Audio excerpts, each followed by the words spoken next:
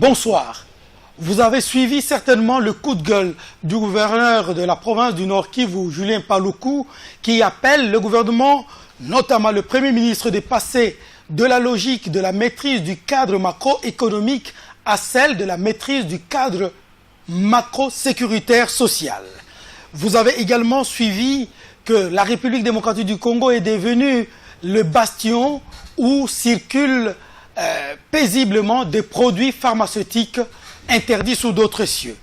L'actualité, la semaine, venait aussi d'être marquée par la célébration du 18e anniversaire de la Révolution, qui était précédée quelque peu par le passage des bâtons au sein du PPRD, qui a changé son secrétaire général, Évariste Bochab, a passé les bâtons des commandements à Henri Mova Sakani.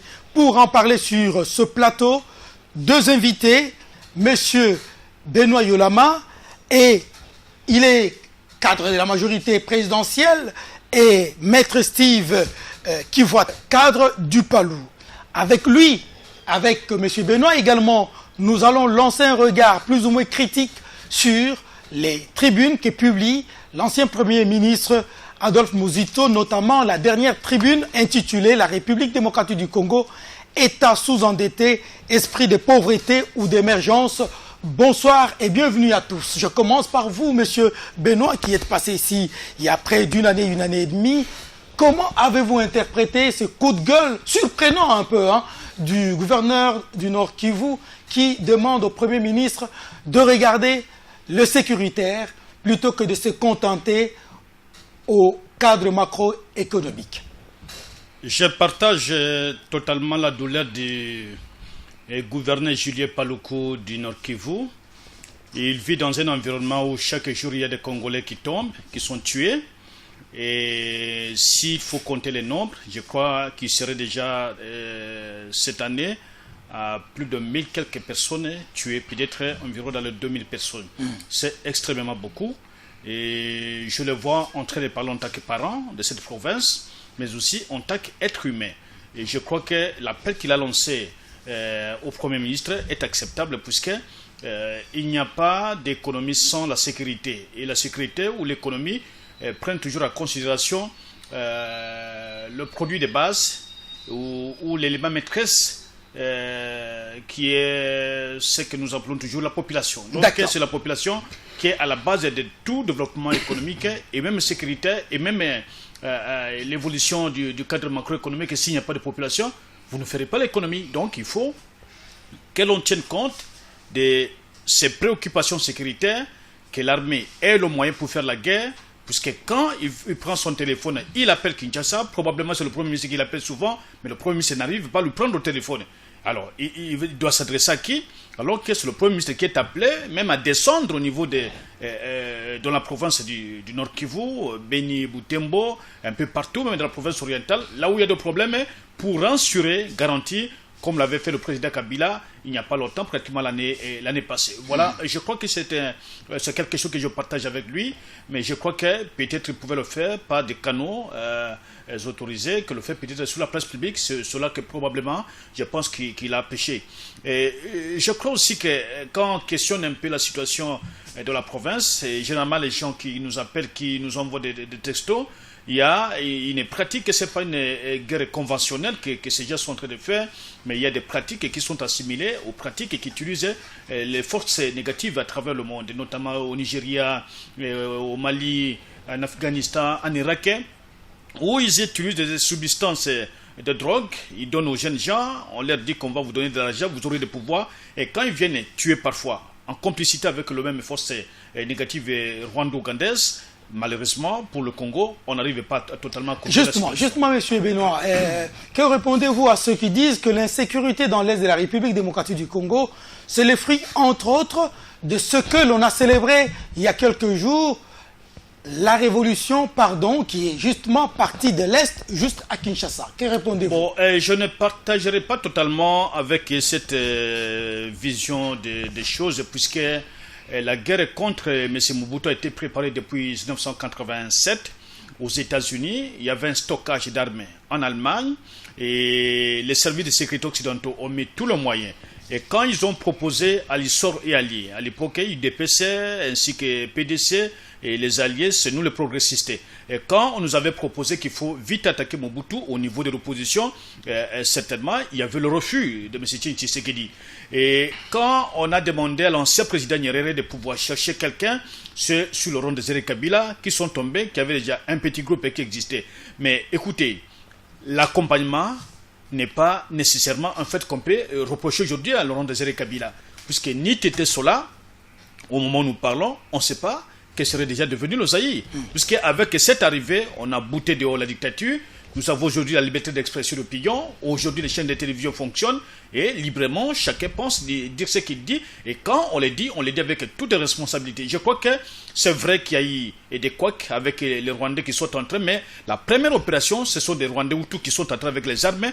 Que je poserai la question, d'ailleurs, il faut la poser à M. Kingwadondo, qui avait autorisé à l'époque que les forces rwandaises entrent avec armes sur le territoire congolais. Et d'ailleurs, en violation des dispositions internationales en la matière. On a compris. Maître Kivuata, comment vous interprétez cette situation qui perdure dans l'Est? D'aucuns disent que c'est les retombées négatives de l'AFDEL. Julien Paluku appelle le gouvernement central pour dire attends, vous êtes trop tourné vers le cadre macroéconomique qui est applaudi par ailleurs par l'ancien Premier ministre Adolphe Muzito. Il applaudit le respect du cadrage macroéconomique. La maîtrise du cadre. Oui, mais il considère que nous avons d'autres priorités. D'ailleurs, il tire la sonnette d'alarme quand il s'agit des élections locales en disant attention, ces élections locales vont nous amener beaucoup plus de dépenses que de solutions. Et d'ailleurs, vous avez compris qu'on a de problèmes. On peut faire une utilisation rationnelle de nos surplus en termes de ressources au lieu de mal les affecter dans les élections locales, dans une décentralisation administrative qui va apporter plus de problèmes que de solutions. Mais au moins, c'est que le gouverneur Julien Paluku a dit, moi je pense qu'il est plus ou moins dans le rôle. D'ailleurs, c'est plus ou moins responsable de sa part, parce qu'il faut savoir que les secteurs de la sécurité, c'est un domaine du pouvoir central. Donc, en principe, il est en train de rappeler à l'ordre le pouvoir central. Lui, il n'est que le représentant. Dans ces domaines-là, il se comporte que comme le représentant du pouvoir central au niveau du Nord Kivu. Et aujourd'hui, le pouvoir central doit savoir qu'il doit nécessairement entrer dans ces domaines sécuritaires, en collaboration avec le gouverneur du Nord Kivu, pour voir rapidement qu'est-ce qu'il faut faire.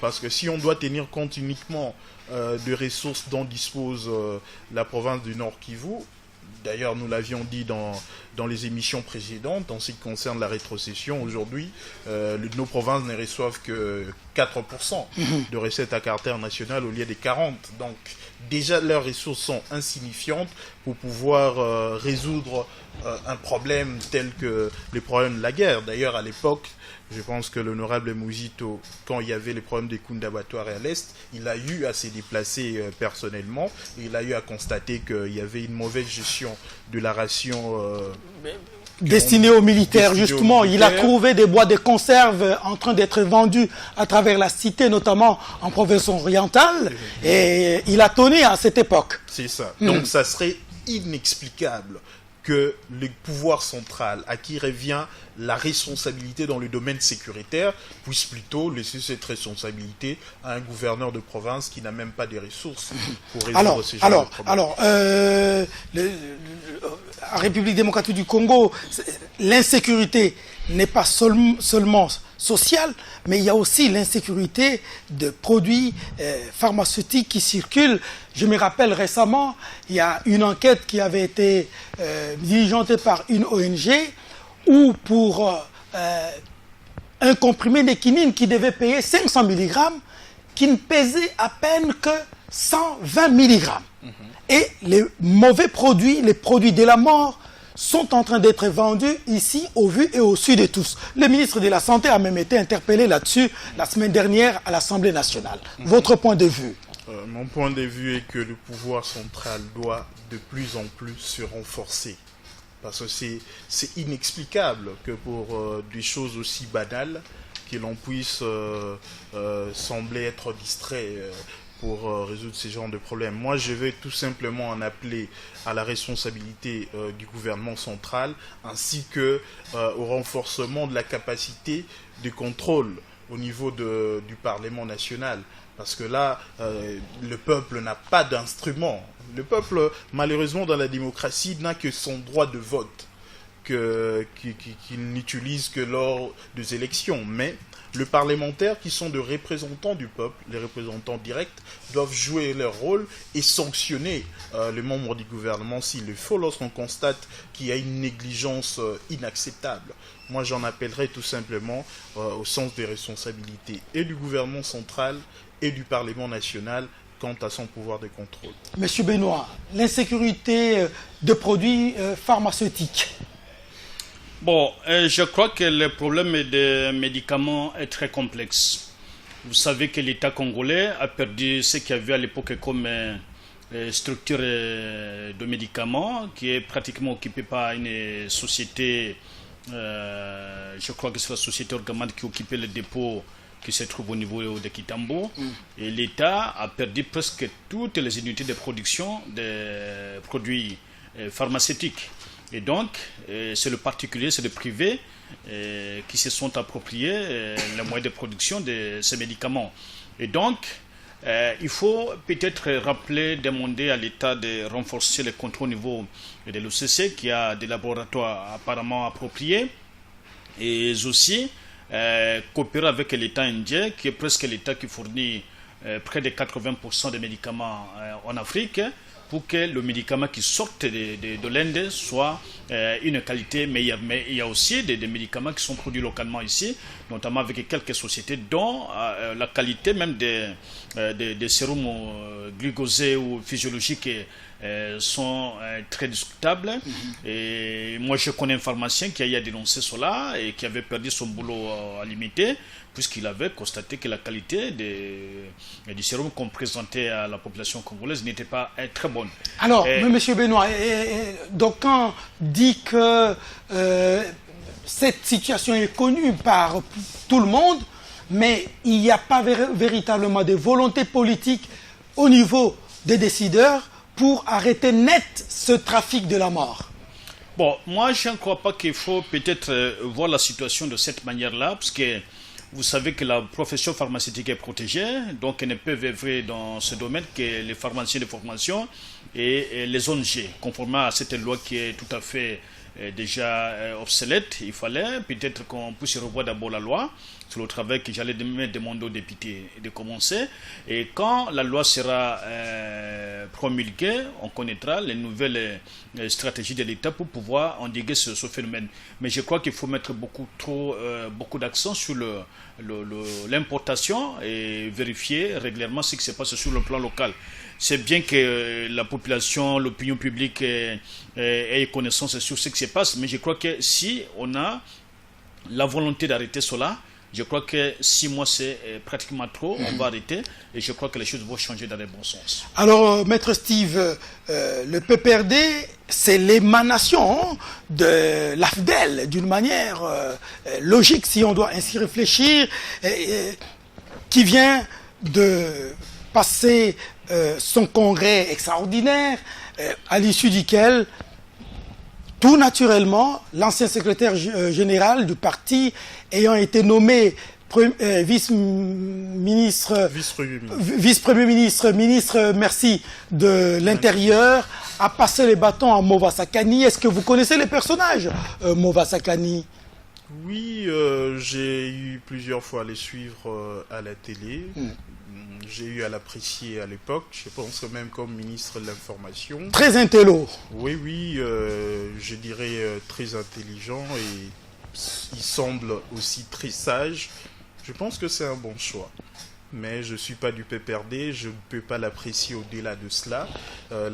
Sa nomination, c'est une compétence discrétionnaire du chef de l'État qui est l'autorité morale du PPRD. Alors, je pense que c'est lui qui l'a mieux apprécié. C'est lui qui peut aussi mieux l'apprécier que nous. Voilà. Monsieur Yolama.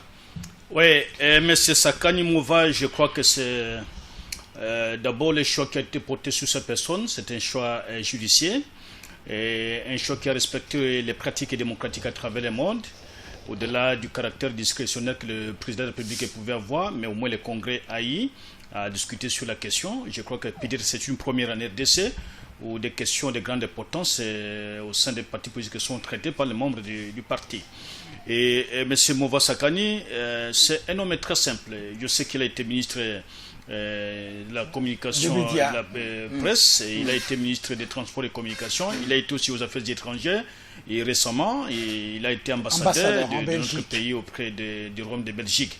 Donc, il a déjà l'expérience politique depuis Mosée jusqu'au moment où nous parlons, 18 ans de vie pratique de la politique, mais aussi quand il était en Belgique, je me souviens d'une chose qui est arrivée.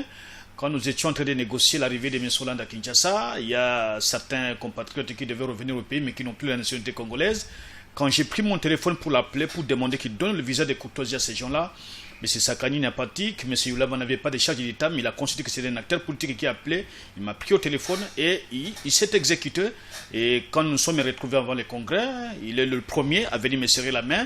Et pour simplement dire que c'est un homme qui est très ouvert, un homme qui est courtois et qui respecte tout le monde, et il aime le média. Je sais que Perspective risque d'être le mission phare que M. Mouva Sakani a toujours aimé, mais je me rappelle d'une chose: quand nous tournions l'émission Forum des médias, c'est M. Mouva qui avait acheté des chaises que la chaîne n'avait pas la capacité d'acheter pour que nous puissions produire. Donc cette émission qui a pratiquement fait une dizaine d'années, malheureusement tripotée aujourd'hui par ceux qui pensent servir leurs intérêts de poche. Alors, donc, c'est quelqu'un que je connais bien.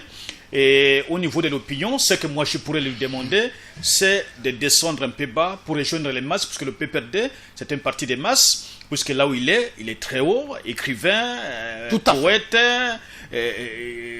son doctorat était d'une grande importance à l'université quand il avait soutenu. Donc je crois que c'est quelqu'un qui va, là où je lui demanderai de mettre beaucoup d'accent, c'est de régler les petites difficultés que certains membres éprouvent à l'intérieur du parti, et les petites querelles qui ont peut-être un caractère aussi un peu particulier. Si cela est réglé, je crois qu'il serait sur les traces d'Évariste Bochab, qui n'a pas épargné une seule seconde pour travailler en faveur du PPRD. Alors, merci. Donc, Évariste Bochab va s'occuper des affaires de l'État, de l'intérieur.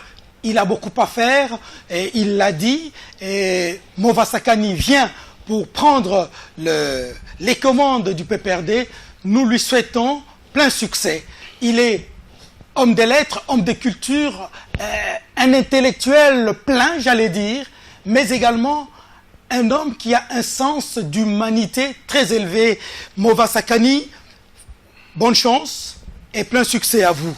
Alors, je vous le disais tout à l'heure que l'autre point d'actualité est marqué par, on dirait, une sortie fulgurante de l'ancien Premier ministre, aujourd'hui député national, Adolphe Muzito, qui publie coup sur coup des tribunes.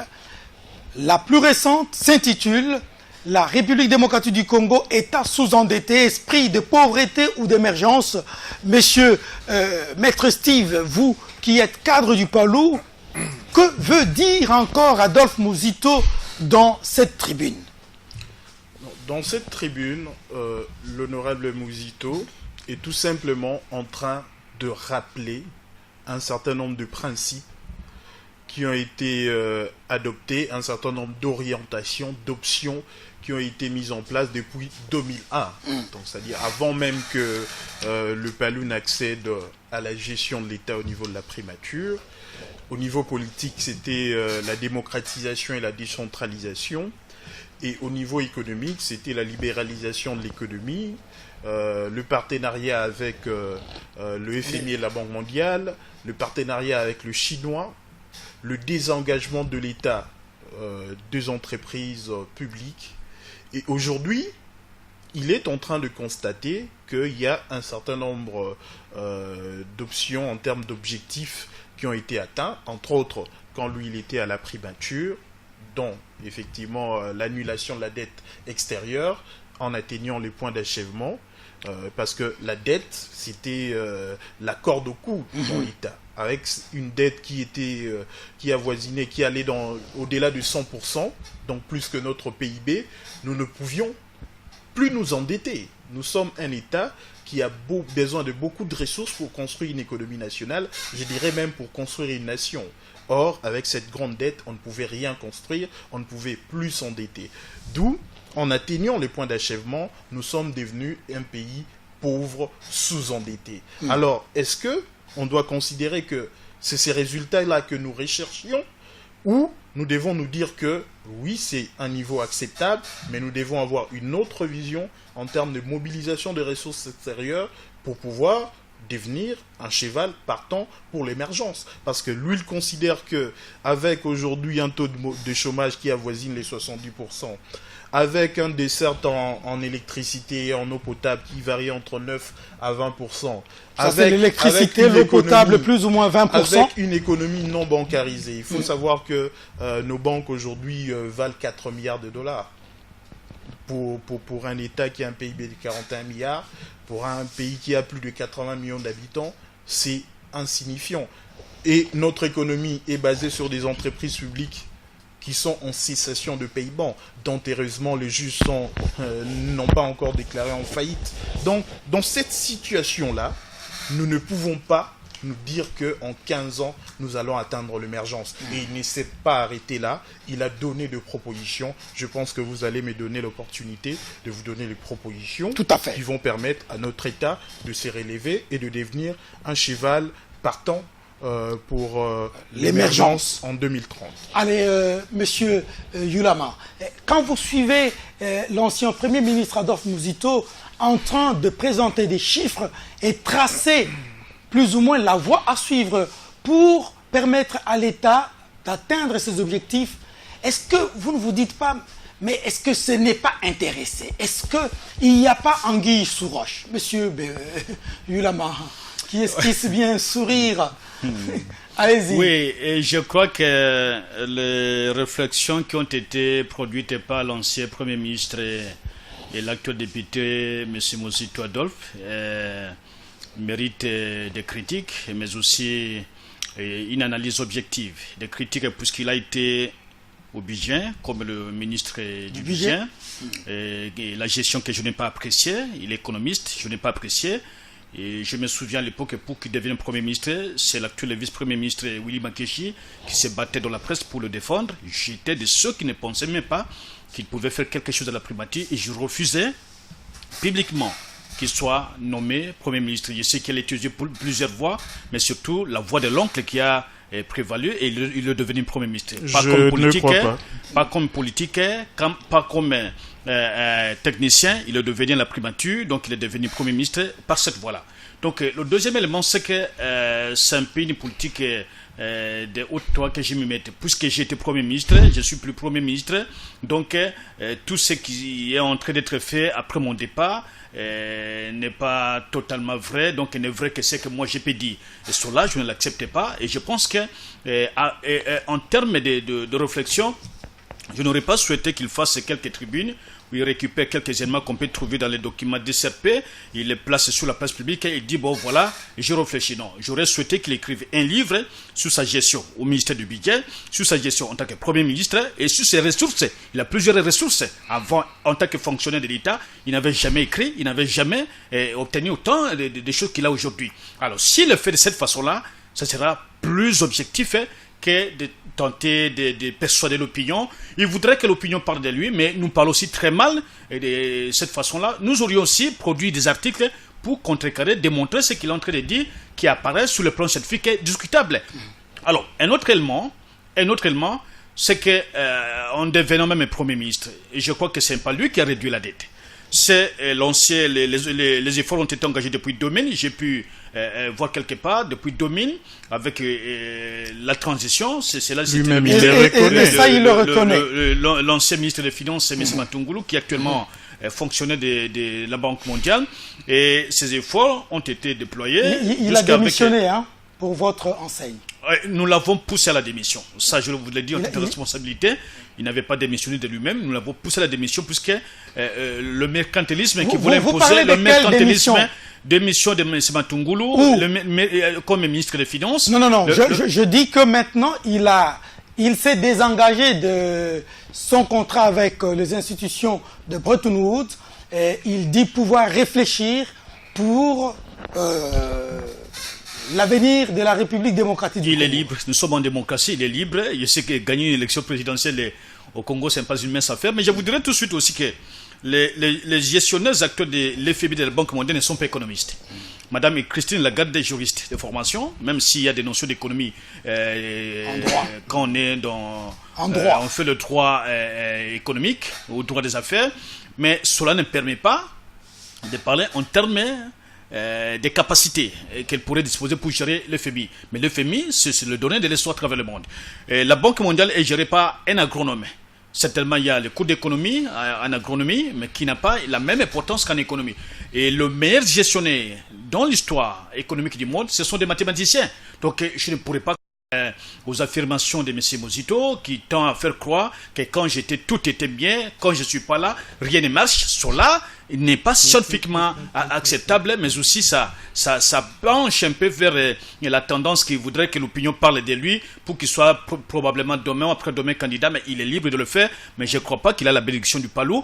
Mais aussi, je pense, et je le vis à Kikwite, je l'ai rencontré pendant les vacances parlementaires, je suis parti le saluer, mais je crois que le Kikwite n'avait que 3 sièges, et lui, même qu'il était Premier ministre, il a pu ramener 2 sièges au Palou, et probablement Palou a encore diminuer le nombre de députés en 2011, malgré tout ce qu'il a eu à obtenir de l'État. Je crois que ce sont des choses qui sont discutables. J'aurais souhaité qu'il mette tout ce qu'il appelle tribune ici dans un document costaud, comme le Bouchabé a publié son livre, et que nous les lisions, ou en défaut, qui soutiennent une thèse de doctorat où il va expliquer que l'économie congolaise est très malade. Alors, il y aura une contre-thèse et les écrits, nous allons nous engager. Moi-même, je vais écrire pour le démontrer que ce qu'il a dit n'est pas totalement vrai.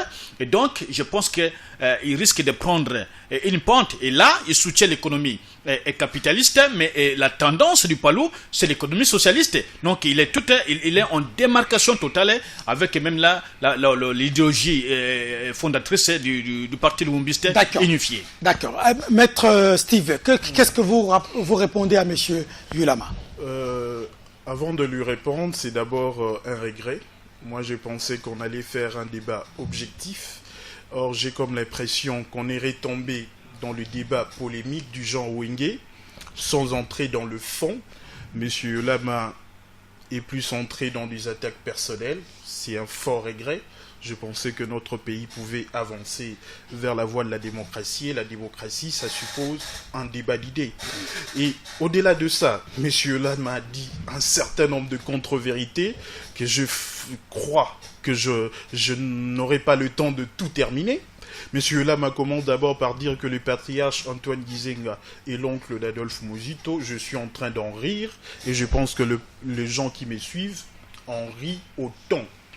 M. Yulama nous dit que le point d'achèvement de l'initiative PPTE n'a pas été atteint par l'honorable Mosito. J'en ris encore une fois de plus, parce que lui-même, l'honorable Mosito, reconnaît que les efforts ont commencé avant lui, mais lui, il a atteint le point d'achèvement, et ce n'était pas par un coup de baguette magique. Je ne sais pas si à l'époque, M. Yulama était encore au Congo, parce qu'à un certain moment, on ne croyait même plus qu'on allait atteindre le point d'achèvement, parce qu'il y a eu le problème du programme sino-congolais, et de l'autre côté, il y avait eu le problème de la firme canadienne KMT. Et il a fallu, c'est ça la touche de l'ancien Premier ministre Mosito, il a fallu, pour lui, d'aller convaincre le chef de l'État, parce que le FMI et la Banque mondiale nous disaient que nous, on veut vous désendetter pour 9 milliards, mais vous allez vous endetter pour 9 milliards auprès des autres partenaires. Et l'honorable Mosito a convaincu le chef de l'État pour lui dire que cet argument est un argument de taille. Ramenons la dette de 9 milliards à 6 milliards, ça a été fait. Peut-être qu'il n'était pas informé, je lui donne l'information. Deuxièmement, il y avait eu le problème d'intérêt qui était non concessionnel. Le FMI et la Banque mondiale nous l'ont dit. Parce que le FMI et la Banque mondiale, ce sont le coach de la RDC à l'époque, c'était cela. Et On a eu à modifier l'intérêt. Le FMI et la Banque mondiale ont demandé à ce qu'on enlève le gisement minier comme étant une garantie de l'État. Parce qu'ils considéraient qu'on prenait la dette pour le compte de 6 communes. Et l'État n'avait que 32% dans l'entreprise. Pourquoi l'État devait donner une garantie pendant que les Chinois, qui sont partenaires, n'ont pas donné la garantie? Là, le Premier ministre a expliqué au chef de l'État, le chef de l'État a accepté. Le Premier ministre a fait venir M. Dominique Strauss-Kahn, qui était alors le directeur général du FMI, ici à Kinshasa. Est-ce que M. Lama a été suffisamment informé pour nous dire qu'il l'a amené ici au Congo? Je vous dirais que c'est l'ancien Premier ministre Muzito. Il n'était pas informé. Je lui donne l'information. L'affaire KMT, la Banque mondiale s'opposait pour qu'on annule la dette à cause de l'affaire KMT, la société minière canadienne. Et l'honorable Muzito est allé, il lui a fallu un tact diplomatique pour aller expliquer que l'affaire KMT, ça n'a rien à voir avec le pouvoir exécutif. C'est un problème entre KMT et les pouvoirs judiciaires. Ça, c'est le rôle de l'honorable Muzito. Il en parle en termes d'une gestion calamiteuse, parlons-en. Il a dit qu'il est un socialiste, parlons-en. Est-ce que M. Lema sait que 40% dans le budget de l'honorable Muzito était consacré au salaire, pendant qu'au même moment, il payait 59 millions de dollars par mois au service de la dette? Est-ce qu'il sait qu'il a atteint le point d'achèvement tout en augmentant les salaires de professeurs d'université, des enseignants? Est-ce qu'il sait ça? Qu'est-ce qu'il appelle gestion calamiteuse? Moi, je pense qu'on ne doit pas entrer dans la polémique. Et malheureusement, à des arguments bien écrits, M. Lama, à qui on a donné rien qu'une tribune, je pense, d'environ 25 pages, n'a pu nous donner un argument contraire en se basant par rapport à la tribune qui a été publiée, mais il demande un ouvrage. Rien que la tribune n'a pas su la lire pour nous donner des arguments contraires. Croyons-nous qu'avec un ouvrage, il va nous donner des arguments? Moi, je pense que je regrette. J'aimerais bien faire un débat de fond, non pas faire un débat de polémique. Et il parle effectivement du capitalisme. Monsieur Yolama, avons-nous suffisamment de ressources pour développer les Congos? Savez-vous combien il nous faut pour développer ces pays? Est-ce que la Grèce aujourd'hui, auprès de qui le FMI et la Banque mondiale sont allés pour les aider, pour le coacher, sont-ils de pays africains? Nous ne faisons pas un socialisme ou un nationalisme irresponsable. Nous, c'est les nationalismes avec une vision pour développer les Congos. Et nous disons que nos grands partenaires, en dehors du FMI et de la Banque mondiale, c'est les Chinois. Et nous disons aujourd'hui qu'auprès du FMI et de la Banque mondiale, nous ne sommes plus en programme avec eux. Nous ne pouvons plus mobiliser des ressources. Et auprès de Chinois, aussi, avec les 3 milliards de dollars que nous devions mobiliser, on ne le mobilise pas. Donc nous sommes un État qui s'arrête dans une stabilité économique, dans un équilibre budgétaire de sous-emploi. Nous avons 250 000 enseignants qu'on ne paye pas. L'État est le plus grand débiteur de la SNEL et de la Régie des eaux. Mais cet État ne veut pas s'endetter pour booster l'économie. C'est ce que nous disons. Moi, j'aimerais entendre des arguments allant dans le sens des idées qui sont édictées, au lieu qu'on entre dans la polémique. Le peuple congolais n'a pas besoin de ça. On vous a compris. Monsieur Benoît Yolama, est-ce que vous avez lu les 3 premières tribunes et la dernière tribune publiée par le député national Muzito? Je vais vous lire un passage. Je crois que Maître Steve l'a dit. Voilà ce que Muzito écrit. Il considère, comme vous dites ici, que ce qui avait été fait depuis 2001, c'était positif. Voilà ce qu'il écrit. Suivez-moi attentivement au cas où vous n'auriez pas lu cette tribune, mais je pense que vous êtes un homme cultivé, vous l'avez lu. Alors, cette orientation nouvelle engagée dès 2001, c'est après la mort de Mzee, d'accord? Respectée par le gouvernement 1+4 et amplifiée par la majorité issue des élections de 2006, a véritablement donné des résultats ci-après au courant du quinquennat 2006-2011. Voici les résultats. La transformation juridique des entreprises publiques pour un désengagement effectif de l'État du secteur marchand. La stabilité du cadre macroéconomique. J'ai posé la question à Maître Steve tout à l'heure. L'annulation de la dette extérieure du pays, la mobilisation des ressources extérieures et l'amorce de la construction des infrastructures. Voilà, il reconnaît ça. Les 3 éléments, je dois d'abord vous dire que... Est-ce que vous avez lu les tribunes? J'ai parcouru, je crois, une des tribunes où il avait évoqué la situation budgétaire du pays. Un pays sans budget. Je dois vous dire, contrairement à ce que le camarade du Parlement est en train de dire, il n'y a pas d'attaque personnelle, c'est les fondamentaux du fonctionnement de l'État. Et je ne vois pas dans les 3 éléments que vous avez cités. D'abord, le premier élément, c'est qu'il faut recadrer... transformation juridique des entreprises publiques pour un désengagement effectif de l'État. Que l'État n'est pas commerçant. Et ce que nous avons fait ici chez nous, c'est une particularité. On ne pouvait pas le faire. Ces entreprises avaient bien fonctionné quand elles étaient sous la tutelle de l'État, qu'aujourd'hui, si vous partez à la Régie des eaux, il y a des cas de révocation des gens. La Régie des eaux a des problèmes avec pas moins de 100 ou 200 personnes. La SNEL aussi, et beaucoup de cas de journaliers qui n'ont jamais été engagés en violation de la loi du travail. Du code du travail. Alors que normalement, ces gens devaient, quand quelqu'un passe déjà 3 mois, il est considéré comme... Il n'est plus considéré comme un journalier, mais comme quelqu'un qui est engagé. Et donc, c'est le premier couac. Monsieur Ulama. Le deuxième couac sur le plan. Oui, je voudrais que nous restions dans les cadres. Mais certainement, c'est dans ces cadres-là. Vous croyez que quand M. Mouzito dit la transformation juridique des entreprises publiques pour un désengagement effectif de l'État du secteur marchand, ça veut essentiellement dire cette politique que pratiquent les entreprises en mettant dehors, peut-être de manière abusive, certains agents. Quel rapport vous faites? Oui, le rapport, d'abord, j'ai commencé par vous donner le principe, c'est que l'État n'est pas commerçant. Tout à fait. En droit, nous l'avons appris, qu'à aucun moment, l'État peut se transformer en un commerçant. L'État rend de services à sa population. La Régie des eaux et la SNEL ne sont pas des entreprises commerciales, ce sont des entreprises de services en principe, qui devaient servir la base et normalement aussi les cas des hôpitaux aujourd'hui à travers le pays. Mais ils considèrent que le désengagement de l'État peut être un acte positif pour l'économie du pays, mais je dis qu'aujourd'hui les entreprises souffrent plus qu'hier. Très bien, arrêtez-vous un moment. Maître, répondez-lui sur cet aspect. Il pense que la proposition de l'ancien Premier ministre heurte un peu le social et elle est préjudiciable par rapport à la vie des agents qui se sont retrouvés boutés dehors par ces sociétés-là. Je pense que M. Ulama maîtrise mal les dossiers parce que la question du désengagement de l'État des entreprises publiques, lui-même, il les reconnaît. On doit faire attention. Aujourd'hui, pour qu'on ait de l'électricité, pour qu'on ait de l'eau, il faut qu'on y investisse de l'argent. Est-ce que M. Ulama sait qu'aujourd'hui la SNEL se plaint de dette de l'État? Est-ce qu'il sait que l'État est les plus grands débiteurs de la SNEL et de la Régie des eaux?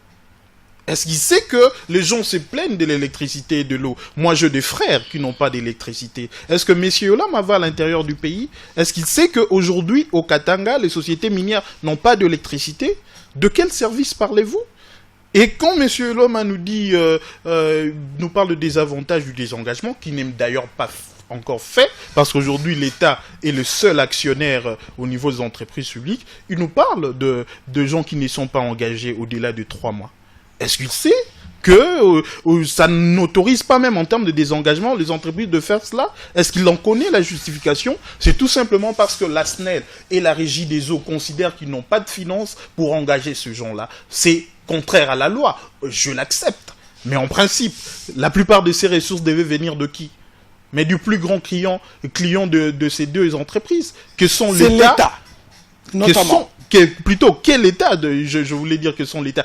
Quel État? Je voudrais aller un peu plus loin pour dire l'État, les provinces et les entités territoriales décentralisées. Parce qu'aujourd'hui, on a disséqué l'État en 3 parties. Donc, M. Ulama doit savoir qu'en principe, la SNEL, la Régie des eaux, la RVA sont des entreprises structurantes. Lorsque ces entreprises-là fonctionnent mal, ça veut dire qu'on aura un problème pour créer une industrialisation, parce qu'une industrie ne fonctionne qu'avec l'électricité et l'eau à l'intérieur du pays. Est-ce qu'il peut me citer les industries qui sont implantées à l'intérieur du pays pendant qu'il n'y a pas d'électricité et pas d'énergie électrique? Est-ce qu'il peut me citer combien de banques sont installées à l'intérieur du pays? Est-ce qu'il sait qu'une banque, pour fonctionner, il faut l'Internet, il faut l'électricité? Une banque ne sait pas fonctionner avec de groupes électrogènes. C'est beaucoup plus de coûts d'exploitation. Donc nous, on dit ceci. Il faut plus ou moins 110 milliards de dollars pour construire une économie nationale. en y investissant dans le domaine de route, en y investissant dans l'énergie électrique, en y investissant dans le chemin de fer. On dit, OK, on a des grands partenaires. Mais au-delà de nos deux grands partenaires qui sont le FMI et la Banque mondiale et le partenaire chinois, nous disons, nos entreprises publiques, lorsque l'État s'y désengage, parce que l'État n'a pas une vocation marchande, eh bien, ça va permettre à ce qu'il y ait de capitaux frais.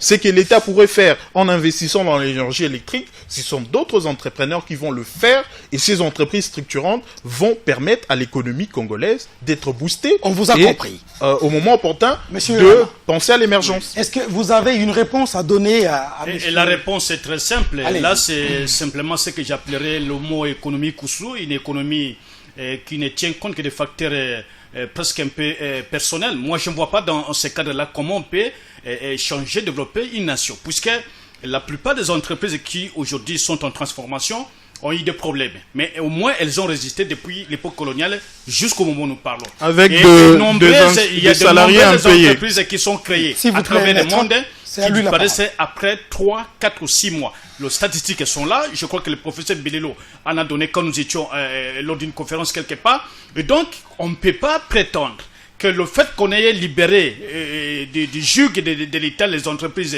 qui étaient... on ne l'a pas encore fait. On trouverait des ressources puisque chaque mois, et vous l'entendrez peut-être chaque année, que les résultats qui seront déclarés par ces entreprises seront complètement négatifs. Et donc, s'il n'y a plus le contrôle, c'est vrai, mais à travers le monde, il n'y a pas un cas de jurisprudence, on considérerait que l'État, on trouve l'État comme le seul actionnaire, c'est au Congo.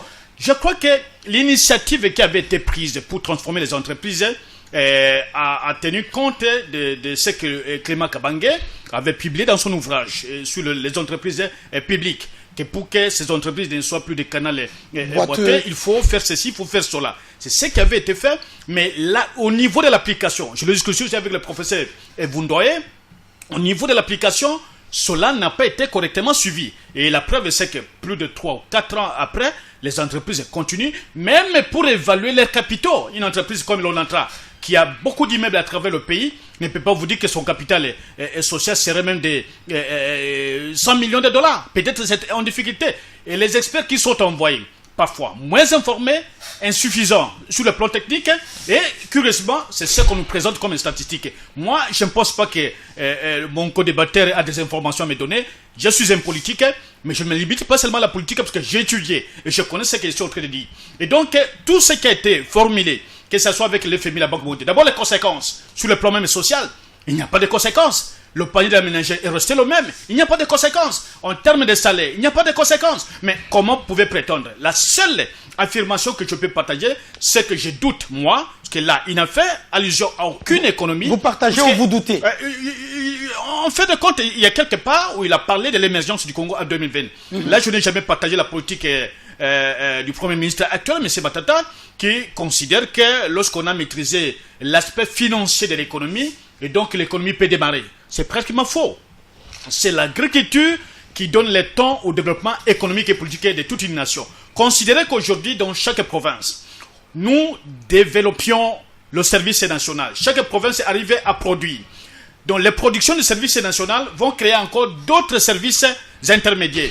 Et les services intermédiaires vont permettre que l'État congolais exporte par exemple le riz, le maïs, qui vont certainement amener des devises à l'État congolais, et ces devises vont permettre à l'État congolais de bien fonctionner, puis d'être un matelas d'autant de milliards à la Banque centrale. Mais aujourd'hui, au moment où nous parlons, l'économie certainement est libérale. Mais nous importons même les tangaouis.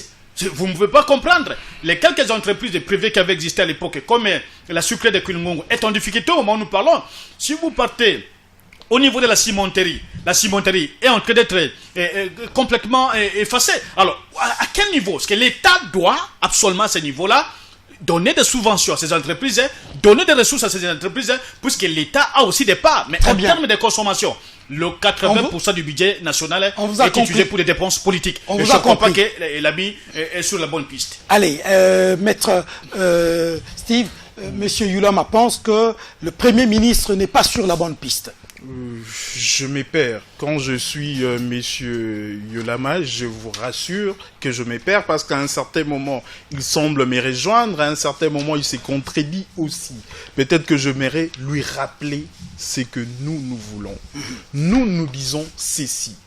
Il a plus ou moins effleuré en parlant de l'agriculture. Nous disons oui, une agriculture qui tient compte d'abord de la production de paysans parce que nous considérons que sans le route, il y a la production de paysans, les infrastructures routières, les infrastructures routières, le chemin de fer, etc. Tout à fait. Sans cela, nos paysans n'arrivent pas à couler leurs marchandises. Parce qu'on ne doit pas. Peut-être que lui, il n'a pas trop fait l'intérieur du pays.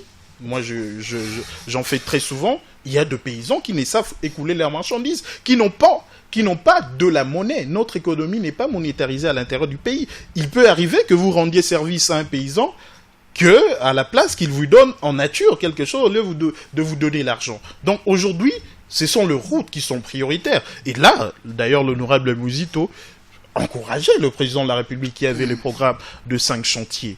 Il dit c'est l'énergie électrique. Parce qu'il a plus ou moins effleuré une réflexion en disant que après l'agriculture, nous pouvons entrer dans l'industrialisation.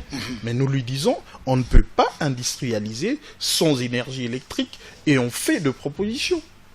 Et au-delà, on dit maintenant, il faut des ressources. Aujourd'hui, avec notre PIB de 41 milliards, si on suit la norme de 30%, d'endettement par rapport au PIB, on devait au moins être dans 12 milliards. Donc il y a un gap de 7 milliards qu'on peut encore mobiliser. Et si on force la note, on peut même aller à 50% du PIB, donc à plus ou moins 20 milliards. Nous, on lui dit, voilà la vision. Et en termes d'entreprise publique, je ne comprends pas comment est-ce que M. Lama veut se contredire. Nous disons que on a fait une transformation juridique des entreprises qui sont devenues des entreprises publiques aux sociétés commerciales, mais malheureusement, avec seul actionnaire, c'est l'État. Donc, on a fait juste un travail juridique. Mais le travail économique, c'est ce qu'il dit. On devait commencer par une évaluation des actifs de nos entreprises publiques pour en faire une comparaison avec le passif. Et quand on a cela, c'est ce qui fera qu'on puisse présenter auprès des entrepreneurs de gens qui pourront investir. Mais malheureusement, c'est ce qui ne se fait pas. Ça veut dire, en d'autres termes, déclarer ces entreprises-là qu'elles sont en faillite et qu'on ouvre le capital. Plus précisément, qu'on ouvre le capital, qu'on nous montre actuellement on est à combien. Mais malheureusement, la culture est que la plupart des ADG prennent le pas parce qu'ils ne veulent pas perdre leur poste. Et c'est ça le grand problème. Donc, à un certain moment, je semblais l'entendre aller dans cette lignée, mais il s'est contredit tout le temps. Donc, écoutez, on n'a plus beaucoup de temps. Et finalement, vous êtes d'accord sur un point. Il ne croit pas qu'avec le contexte actuel, que l'on puisse accéder à l'émergence en l'an 2030. L'honorable Mouzito non plus n'est pas chaud. Qu'est-ce qu'il propose concrètement? En tout cas, vous avez 1 minute 30 secondes. Je vais en accorder autant à M. Yolama et on va clôturer cette émission, quitte à en organiser une autre. L'honorable Mouzito propose ce qui suit. Il dit qu'il a fait de l'État, n'en déplaise à certaines personnes, il a fait de notre État un État sous-endetté. Et il veut qu'on ne s'arrête pas là, que l'on ne pratique pas un équilibre budgétaire de sous-emploi. On doit faire une politique plutôt avoir une vision au lieu de faire une politique en se basant sur le moyen dont on dispose. On peut mobiliser plus de moyens. Mais comment le mobiliser? Il dit, nous avons le FMI et la Banque mondiale, qui sont nos partenaires traditionnels, qui peuvent être une garantie pour mobiliser des ressources extérieures auprès de bailleurs de fonds extérieurs. Il dit, nous devons entrer en programme avec eux. Et de l'autre côté, il dit, nous avons le partenaire chinois, auprès de qui nous pouvons mobiliser 3 milliards de dollars. Et de l'autre côté, il dit, il y a des entreprises structurantes, comme la SNEL, la Régie des eaux, la RVS, etc., qui peuvent permettre de booster l'État, mais à condition que l'État qui n'a pas de capitaux, l'État qui n'a pas une vocation marchande, puisse voir comment il peut s'y désengager pour permettre à ce que ceux qui ont de l'argent puissent mettre dans nos entreprises pour que, en 2030, que notre économie soit cheval partant pour l'émergence. Mais, M. Yolama, en 2 mots. Oui, en 2 mots d'abord. Très rapidement, parce qu'on a épuisé. Oui, certainement rapidement. Je crois que la première chose, c'est que pour parler de l'émergence, c'est juste pas de la capacité d'absorption des capitaux par un État. Au stade où nous sommes, l'État congolais, même en 2030, si on lui donnait même 50 milliards de dollars, on va rechercher d'abord les domaines dans lesquels il faut investir. Et donc, je ne pense pas qu'en transformant les entreprises publiques que nous avons aujourd'hui, je ne crois pas. Tout simplement, il y a les besoins qui sont estimés. Il y a plus ou moins 110 milliards de dollars à mobiliser. Le professeur Tchunzembiye a publié beaucoup sur les interventions de la Banque mondiale et de l'FMI. Il faut mettre ces ouvrages-là. J'ai comme l'impression que M. Olama se perd dans plusieurs ouvrages. À travers tous les États du tiers-monde. Et aujourd'hui, je crois que le FMI a fait le mea culpa en acceptant que ces politiques n'ont pas réussi. Donc une politique qui tend je ne crois pas les actions de l'FMI de la Banque mondiale. Je ne peux pas l'accepter. Monsieur Olama est très mal informé. On sort de la gauche. Une émission propre de 2 heures. J'ai bien avec la documentation et je crois bien que l'honorable Mouzito va il faudra bien les lire avant, monsieur Olama. Il faudra bien les lire avant. Merci beaucoup, monsieur Olama. Merci beaucoup, maître Kivuata. Vous voyez, je vous disais la fois dernière que finalement, maintenant, les députés Mouzito lancent sur le marché des intellectuels de la matière à réflexion, à discussion, comme vous venez de suivre tout à l'heure sur ce plateau. Donc, ceux qui n'ont pas eu le temps de lire les tribunes d'Adolphe de Mouzito, lisez-le, maître. Où est-ce qu'on peut trouver ces tribunes? Parce qu'il y a un téléspectateur qui m'a appelé pour me dire pourquoi monsieur Mouzito, l'honorable député, ne mettrait-il pas, comme disait un peu Yolama tout à l'heure, dans un bouquin, toutes ces réflexions pour que le public accède à ces tribunes. 2 minutes. 1 minute. Je pense que c'est sur un site internet. Ça a été publié dans le Phare, le Potentiel. Ça a été publié sur Africa News. Mais s'il en faut en faire un ouvrage, je pense qu'il fera plutôt toute une bibliothèque et non pas un ouvrage. Allez, vous allez vous saluer. Merci beaucoup. Merci, monsieur Benoît Yolama. Merci beaucoup, maître Steve Kivuata. Merci à vous également. Vous avez suivi le débat. C'est un peu chaud. C'est ça la nation, c'est ça la démocratie, c'est ça la liberté de penser. Merci à toutes et à toutes et à bientôt.